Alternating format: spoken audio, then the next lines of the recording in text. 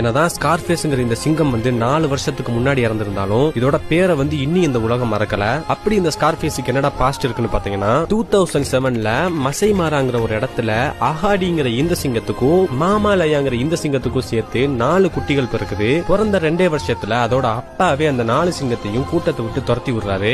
என்ன பண்றதுன்னு தெரியாம கொஞ்சம் நாளுகளா பட்டினிலே சுத்திக்கிட்டு இருந்த இந்த சிங்க குட்டிங்க இந்த காட்டையே தன்னோட கண்ட்ரோலுக்கு கொண்டு வரணும்னு ஒரு முடிவு எடுக்குது. அந்த காட்டையே அவங்க கண்ட்ரோல் எடுக்கணும்னா அங்க உள்ள மார்ச் பிரைடுங்கிற ஒரு பெரிய கேங்கே அவங்க அடிக்கணும். அடிச்சா மாத்திரம் தான் இவங்க அந்த காட்டை கண்ட்ரோல் எடுக்க முடியும். ஆனா அந்த மார்ச் பிரைடோட தலைவன் ரொம்பவே பெருசாவும் ஆக்ரோஷமாவும் இருந்ததுனால இந்த 3 சிங்கமும் அது கூட சண்டை போட தயங்கிச்சுங்க. மத்த 3 சிங்கமும் பின்வாங்கின நேரத்துல ஸ்கார்ஃபேஸ் மாத்திரம் இதை எப்படியாச்சும் அடிச்சே தருவேன்னு ஒரு வெறியோட இருந்துச்சு. ஸ்கார்ஃபேஸ் முடிவெடுத்தது மணிக்கு அந்த சிங்கத்து கூட போய் சண்டையும் போட்டுச்சு. அந்த சண்டையில ஸ்கார்ஃபேஸ் அதோட ஒத்த கண்ணையே இழந்துட்டும் விட்டு கொடுக்காம ஒரு ஃபாரஸ்டே கண்ட்ரோல்ல வச்சிருந்த மார்ச் பிரைடோட தலைவனை தோக்கடிச்சு அந்த காட்டுக்கே ராஜாவானா ஸ்கார்ஃபேஸ். அண்ட் அன்னையில இருந்து அங்க உள்ள மக்கள் அதை ஸ்கார்ஃபேஸ்ங்கிற பேரோட கூப்பிட்டாங்க. இதுவரைக்கும் எந்த சிங்கமும் பண்ணாத மாதிரி 400 ஹைனாக்கள், ஒரு நீரியானா, அது மட்டும் இல்லாம 130 சிங்கத்தை சாகடிச்சு தொடர்ந்து கண்டினியூஸா 12 வருஷம் அந்த காடையே ரூல் பண்ணிருக்கு. அண்ட் அது மட்டும் இல்லாம தண்ணி குடிக்க வர்ற மிருகங்களை டிஸ்டர்ப் பண்ற முதலை கூட்டத்தை தனியாலாவே ஓட விட்டுருக்கு. அண்ட் ஃபைனலா அது வயசாகி சாகும்போது பாத்தீங்கன்னா அதோட கூட்டத்தை விட்டு தனியா பிரிஞ்சு போய்